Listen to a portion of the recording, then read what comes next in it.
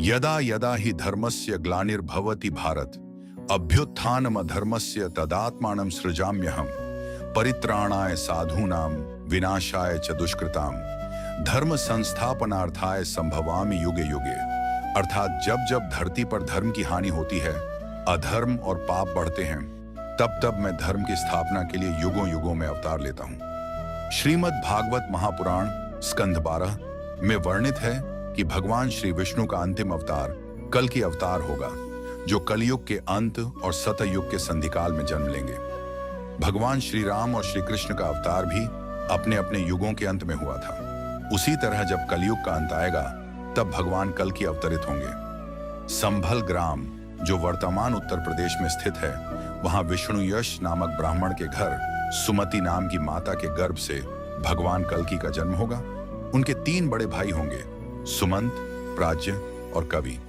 भगवान परशुराम उनके गुरु होंगे और याज्ञवल्क्य जी उनके पुरोहित। भगवान कल्कि जी देवदत्त नामक घोड़े पर सवार होंगे।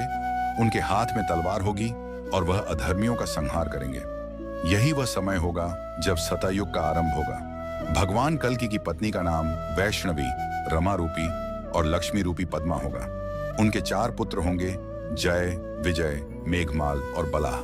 महर्षि वेद व्यास जी, जिन्होंने महाभारत, 18 पुराण और वेदों का विभाजन किया, उन्होंने यह भविष्यवाणी हजारों वर्ष पहले की थी कि कलयुग में अधर्म, पाप, गुरुद्रोह और वेद विरोध इतना बढ़ जाएगा कि तब भगवान कल्कि अवतरित होकर उसे समाप्त करेंगे।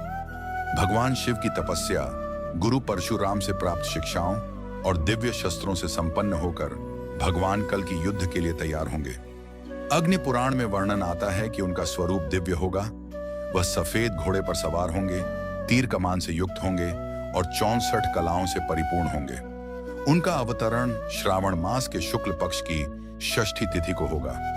जयपुर में सवाई जय सिंह द्वितीय ने 1739 में भगवान कल्कि जी का एक मंदिर भी बनवाया था। इस मंदिर में पीले संगमरमर से बनी अश्व की एक मूर्ति है, जिसके पिछले पैर में घाव है। यह माना जाता है कि जिस दिन यह घाव पूर्ण रूप से भर जाएगा, उसी दिन भगवान कल्कि का अवतार होगा। भगवान कल्कि के शत्रु का नाम होगा कलि पुरुष, जो समुद्र मंथन के समय अमृत की कुछ बूंदें पीकर अमर हो गया था। वह अत्यंत शक्तिशाली होगा और धरती पर पाप फैलाएगा। भगवान कल्कि उसका वध करेंगे। भगवान कल्कि को सहायता देने वाले सप्त चिरंजीवी 1, भगवान परशुराम, भगवान विष्णु के 6ठे अवतार, अमृता प्राप्त। भगवान कल्कि को 64 महाकौशल विद्याएं सिखाएंगे। 2, राजा बलि, वामन अवतार की कथा से जुड़े असुरों के महान राजा, कल्कि के युद्ध में अपनी असुर सेना के साथ आएंगे। 3, भगवान हनुमान, अमर हैं, भगवान श्री राम से आशीर्वाद प्राप्त, भगवान कल्कि के सारथी बनेंगे और युद्ध में साथ देंगे। 4, विभीषण, रावण के भाई, सच्चाई और धर्म के मार्ग के रक्षक, कल्कि के पक्ष में रहेंगे। 5, अश्वत्थामा, गुरु द्रोणाचार्य के पुत्र, महाभारत के युद्ध के योद्धा, कलयुग के अंत में पश्चाताप कर कल्कि का साथ देंगे। 6, महर्षि वेद व्यास, वेद और पुराणों के रचयिता, कल्कि को शास्त्र ज्ञान देंगे। 7, कृपाचार्य, कौरव पांडवों के गुरु, कल्कि को प्रारंभिक शिक्षा देंगे। कलयुग की गणना और कल के अवतार की समय सीमा धार्मिक ग्रंथों के अनुसार कलयुग का आरंभ 3102 ईसा पूर्व से हुआ, जब भगवान श्री कृष्ण ने पृथ्वी लोक से विदा ली। कलयुग की कुल अवधि 4,32,000 वर्ष अब तक 2025 तक बीते हैं। 5,126 वर्ष अभी भी शेष हैं। 4,26,874 वर्ष।